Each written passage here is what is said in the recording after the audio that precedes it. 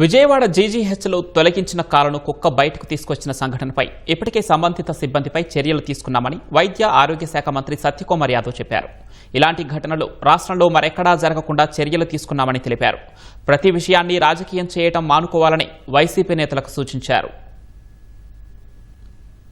హాస్పిటల్లో biomedical waste room దూరంగా ఉంది. దానికి ఎప్పుడు తాళం వేయాల్సిన అవసరం ఉంది.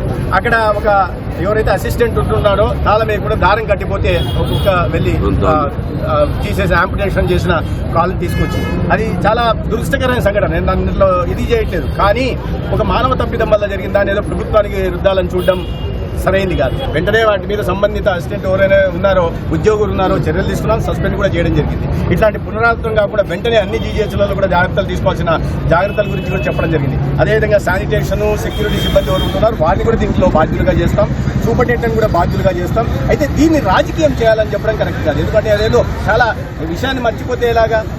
తిరుపతిలో ఆక్సిజన్ అందక 30 మంది ప్రాణాలు కోల్పోయారు.